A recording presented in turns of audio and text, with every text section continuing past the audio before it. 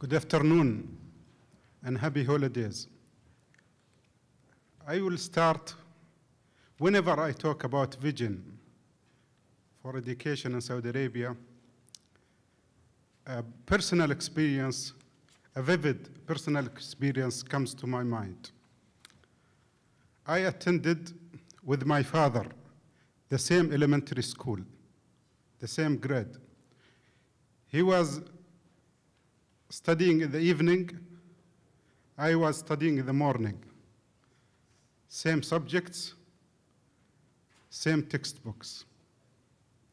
At one time, my father bought a watch for me as a gift to help me keep the time, and then he asked me to borrow it in the evening. So we wore the same watch in the morning and the evening. My mother played a very important role in our education, me and my father and my sisters and brothers. She would check if we have done our homework. And no escape. My father also always under her surveillance. This signifies a very important message that Saudi Arabia is built on a vision from the start. This event came in the 60s, late 60s, and it shows that the first and most important target at that time was realized, which is to make people believe in the value of education and the value of being educated. My mother, who have never attended a formal school, always says education is the future.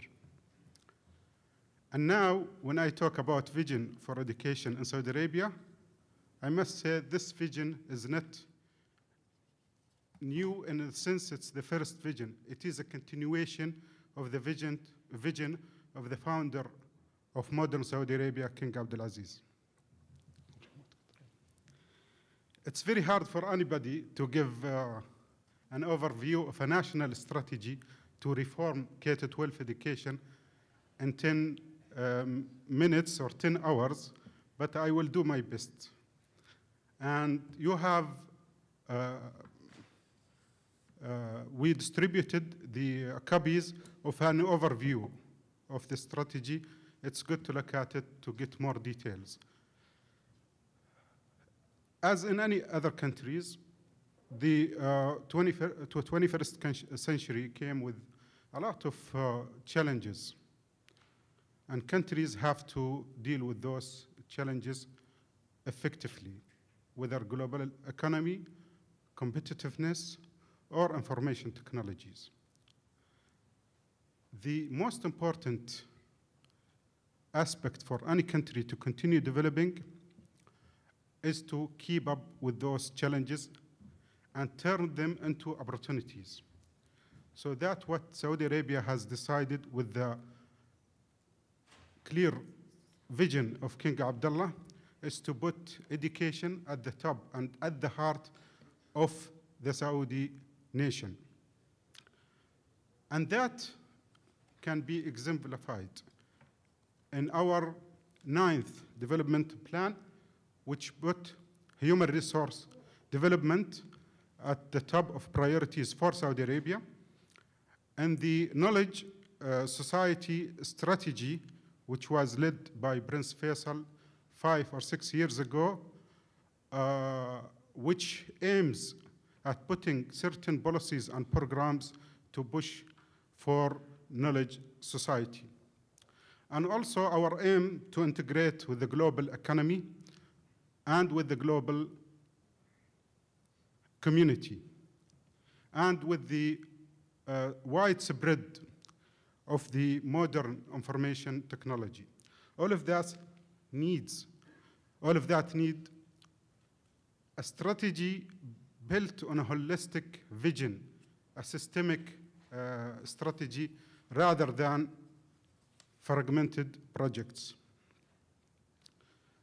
The strategy to develop K-12 education in Saudi Arabia is driven by two important elements. The first is a clear vision for the student, for the school, for the educational districts, and for the Ministry of Education. And the second is a set of outcomes and indicators to achieve by this strategy. Also, this strategy reflects the direction of the Ministry of Education to decentralize and to devolve responsibilities to school and to district. And again, it's systemic in nature, that it moves across the educational system and gradual in nature. This is very important. Just introducing new policies, new programs, new restructuring to the education system will not work. One has to go into meticulous details in outlining a plan to introduce the change gradually. And also our strategy reflects the global best practices. We have worked with prestigious organizations to help us develop this strategy, and also many people, many specialists from across the world have worked in one aspect or the other of this strategy with a Saudi team and a direct involvement of the Saudi community through many workshops that have taken place across Saudi Arabia. So our strategic vision is simple. In this strategy, we do not have a lot of such strategic goals, as you can see in many strategies, where people become preoccupied in following the books, the textbooks of strategic planning. We put forward one clear strategic vision, which is to improve student learning through a systemic transformation of our schools, and enabling that by different levels of the educational system. So we have, in this strategy, outlined a clear vision for our students. What kind of students we need? This is very important, and it's not, no one can write it sitting on an armchair and just imagining what we need our students. We consulted students themselves across the kingdom. We asked them, what would you like to see? What kind of characteristics you would like to gain in your school? What kind of knowledge? And also we consulted with so many people across from different professions, from different segments of the Saudi society.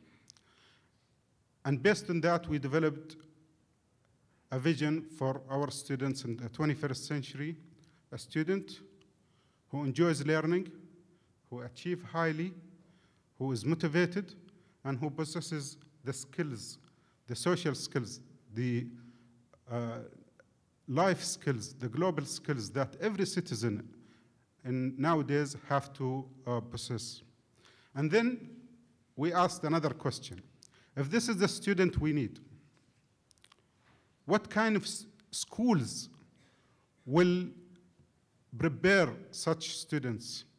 And we outline our vision for our schools, and basically our schools will be learning organizations that evaluate itself, that set plans and performance targets, and work as a team, as a learning community to achieve that goal.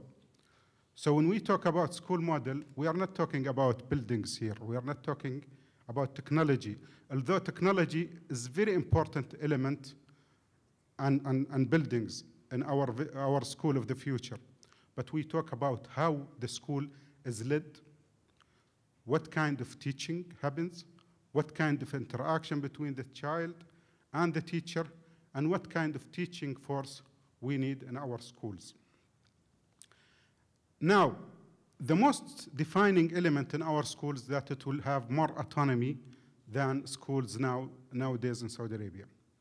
So we devolve some responsibilities from the district level to the school level, and designed a new vision also for an expanded role for the districts. In Saudi Arabia, we have 45, and the number of districts is decreasing due to restructuring in the Ministry of Education.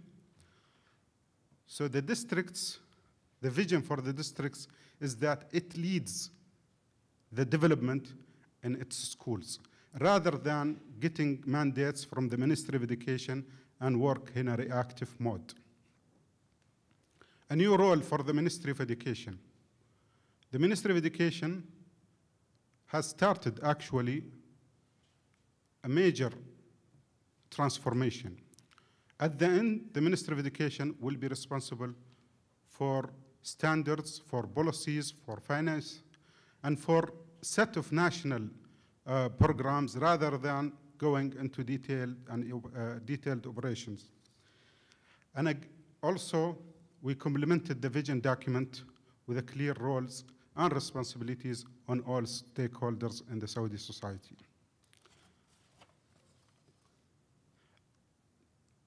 Those are a set of strategic outcomes. I'm not going to talk about them in details, but there are 10 strategic outcomes, and based on those strategic outcomes, we'll develop a detailed evaluation system to assess the progress in the realization of the vision and the strategy. How we will achieve and realize this vision.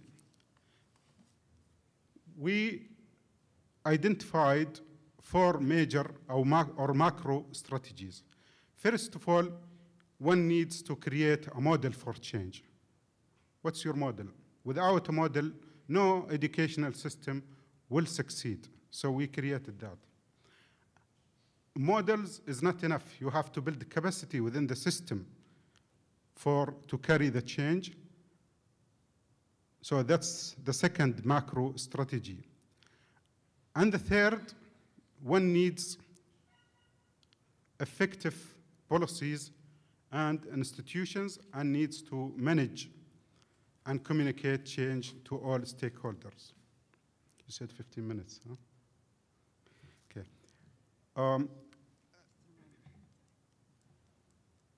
I'm gonna talk about the model for change because it's very important model. It's a tri-level model where we created a new school model. The new school model will be the driver for change in the educational system, and the rollout of the new school model to 33,000 schools will transform the whole educational system. But again, we identified top-bottom or top-down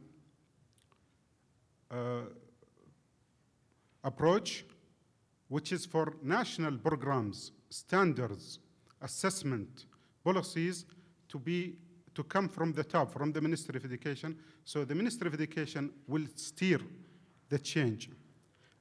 And the third is a lateral, to encourage cooperation and lateral communication among teachers, among school leaders, among schools, and among districts. To build capacity for change, we have identified 10 enablers. And you can think of those enablers as strategic goals to enable the school models. So all these enablers, whether to empower schools and districts or to improve curriculum or to provide equitable learning opportunities or any of those 10, is aimed to make the school model works.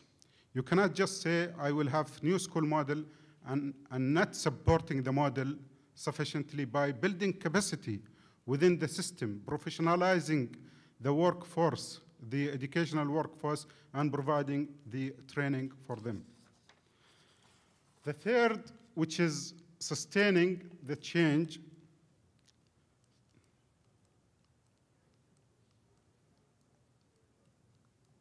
slow.